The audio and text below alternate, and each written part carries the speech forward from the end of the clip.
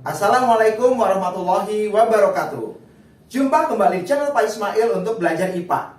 Kali ini kita akan belajar tentang transformator atau yang biasa disingkat dengan nama trafo. Ya, sebelum Bapak menjelaskan tentang transformator, apa itu trafo, apa itu transformator, apa itu bagaimana cara kerjanya, ya, Bapak mengingatkan lagi materi kita lalu tentang induksi elektromagnetik. Masih ingat? Ya. Oke. Jadi induksi elektromagnetik adalah di mana medan magnet itu dapat menghasilkan arus listrik. Oke. Nah, aplikasi dari induksi elektromagnetik itu banyak, ya. Dimanfaatkan oleh beberapa macam alat atau tool yang biasa digunakan dalam kehidupan kita sehari-hari. Contoh alat yang cara kerjanya menggunakan prinsip induksi elektromagnetik. Misalnya, generator arus searah. Kemudian generator arus bolak-balik. Masih ingat dinamo sepeda? Ontel? Ya, itu juga prinsip kerjanya menggunakan induksi elektromagnetik. Nah, satu lagi alat yang bekerja dengan menggunakan induksi elektromagnetik adalah transformator atau trafo. Ya, oke. Nah, trafo ini berfungsi atau digunakan untuk menaikkan atau menurunkan tegangan listrik arus bolak-balik atau AC, alternating current. Anak-anak barangkali bingung, transformator atau trafo itu alatnya seperti apa sih? Oke, perhatikan ya. Ini Bapak tunjukkan transformator atau trafo. Anak-anak bisa lihat ya. Oke, jadi bentuk alatnya seperti ini, ya, di mana terdiri atas inti besi lunak yang tak berujung karena bentuknya kubus, ya, kubus, oke. Dan di ruas sisi kiri dan kanannya itu terdapat kumparan, ya, kumparan. Setiap kumparan ini memiliki colokan, ya, colokannya seperti ini, kita balik ya. Nah, seperti itu.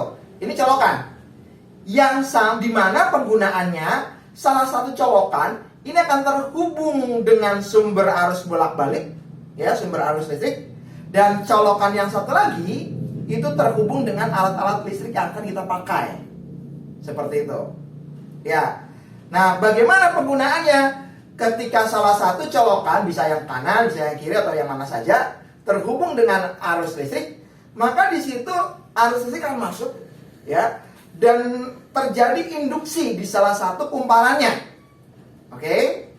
Nah, karena kumparannya dilalui oleh arus listrik, tegangan terhubung dengan inti besi lunak, maka di sini terjadi arus bolak-balik. Ya, arus bolak-balik. Nah, arus bolak-balik itu karena terhubung dengan si inti besi lunak akan menginduksi, ya, menginduksi kumparan yang terhubung dengan besi lunak yang sebelahnya. Seperti itu. Dengan demikian, tegangan yang kita inginkan apakah dinaikkan atau diturunkan itu dapat terjadi, ya, seperti itu. Paham ya anak-anak ya? Oke.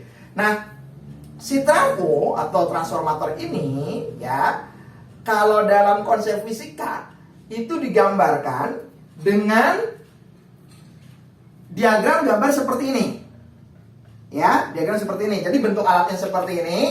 Kalau bentuk alatnya seperti ini, kalau digambarkan itu seperti ini. Ya, hampir mirip ya. Oke. Kita lihat anak-anak, kita kenal bagian-bagiannya. Yang pertama, yang kumparan ini, ya, kumparan kanan dan sebelah kiri, itu digambarkan dengan lilitan seperti ini. Ya. Kemudian inti besi lunaknya itu digambarkan dengan dua garis yang di tengah. Seperti itu. Oke. Tadi Bapak sudah bilang, salah satu colokan dari kumparan itu bisa terhubung dengan sumber arus listrik bolak-balik. Yang mana? Yang mana saja. Bisa yang kanan, bisa yang kiri. Ya, oke. Nah, yang terhubung dengan arus listrik, ya, sumber arus bolak-balik, itu digambarkan dengan tanda lingkaran, ya. Di tengahnya ada tanda tak hingga. Ini menunjukkan sumber arus listrik bolak-balik. Kebetulan yang Bapak contohkan ini yang sebelah kiri, yang sini. Pak, bisa nggak kalau posisi sumber arus bolak-baliknya diganti yang kanan? Bisa.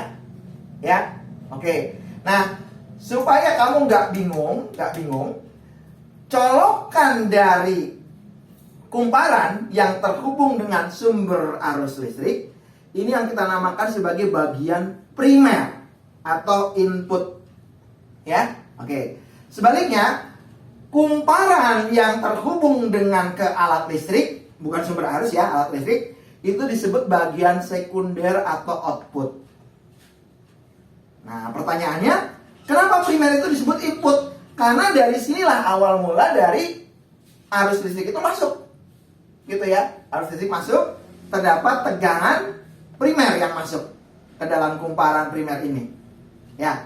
Nah, melalui kawat lunak atau melalui besi lunak, ini akan menginduksi kumparan sebelahnya atau bagian sekunder atau output. Nah, output ini atau sekunder ini keluaran karena dia terhubung dengan alat listrik yang akan kita pakai. Ya, seperti itu. Oke. Bapak ulang. Jadi ini diagram atau gambar yang menunjukkan transformator. Ya.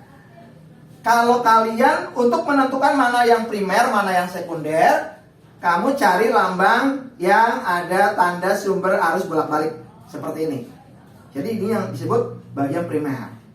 Kalau misalnya tanda ini dipasang sebelah kanan, ini yang primer seperti itu. Kebetulan contohnya yang kiri, ya. Oke, seperti itu. Dan kemudian kalau colokan satunya tidak terhubung dengan lambang seperti ini berarti sekunder atau output. Ya, oke. Nah, karena bagian primer ini memiliki lilitan kumparan, maka ini disebut bagian lilitan kumparan primer. Sedangkan bagian kumparan sekunder atau output juga memiliki lilitan, ini yang disebut lilitan kumparan sekunder. Ya, seperti itu ya. Oke. Nah, seperti yang tadi Bapak katakan, ketika arus listrik itu masuk ke bagian primer, maka akan menginduksi yang sekunder, seperti itu. Ya, berarti di sini ada 3 variabel yang berperan. Yang pertama adalah sumber tegangan ketika dia masuk. Ya, otomatis ada arus listrik yang masuk. Nah, berarti 2 tuh ya. Sumber tegangan V dengan arus listrik atau I. Nah, karena kumparan arus listrik ini yang masuk ke primer itu terhubung dengan lilitan, maka jumlah lilitan itu juga mempengaruhi. Ya, oke. Nah, jika jumlah lilitan kawat pada kumparan entah primer atau sekunder kita lambangkan dengan N, kemudian tegangan yang masuk dengan tegangan yang keluar kita lambangkan dengan V, dan kuat arus yang masuk dengan kuat arus yang keluar kita lambangkan dengan I, maka hubungan antara ketiga variabel ini adalah NP per NS ya sama dengan VP per VS sama dengan IS per IP. Bapak ulang ya. NP per NS sama dengan VP per VS sama dengan IS per IP. NP itu jumlah lilitan primer. Jadi jumlah lilitan ya pada kumparan primer. Ingat, yang terhubung dengan lambang sumber arus bolak-balik itu yang primer. NS jumlah lilitan kawat pada kumparan sekunder atau output. Ya. VP tegangan primer. Jadi tegangan yang masuk ke bagian kumparan primer. VS tegangan sekunder. Jadi tegangan yang dihasilkan oleh kumparan sekunder. Ya. Kemudian IS ini kuat arus sekunder. Jadi kuat arus yang dihasilkan ya oleh kumparan sekunder. Sedangkan IP kuat arus primer. Ini kuat arus yang masuk ke kumparan primer yang nanti dihasilkan dalam bentuk kuat arus sekunder. Ya. Anak-anak bisa lihat di sini ya konsep dasarnya. NP dan VP itu sama. Artinya apa? Jumlah lilitan kumparan primer ya itu sebanding dengan tegangan primer yang masuk. Seperti itu. Sedangkan NS sebanding dengan VS. Artinya apa? Jumlah lilitan sekunder pada kumparan sekunder ini sebanding dengan tegangan yang keluar. Ya. Yang paling unik di sini adalah kuat arus atau I. Kenapa? Karena kuat arus itu berbanding terbalik dengan jumlah lilitan primer dan juga berbanding terbalik dengan tegangannya. Jadi antara jumlah lilitan N ya dengan V itu berbanding terbalik dengan kuat arus. Ya. Oke. Bapak ulang ya. Oke. Jadi NP dengan VP itu sebanding. NP sama dengan VP, NS sama dengan VS. NP per NS sama dengan VP per VS banding. Tetapi kalau terhubung dengan kuat arus itu terbalik. Ya. NP itu sama dengan IS, ya, sedangkan NS sama dengan IP. Begitu juga sebaliknya. VP itu sebanding dengan IS, VS dengan IP. Jadi variabel N jumlah lilitan kawat dan V itu tegangan berbanding lurus. Sedangkan N dengan I berbanding terbalik, begitu juga V dengan I berbanding terbalik. Ya, seperti itu. Sampai sini paham anak-anak? Jelas ya? Oke.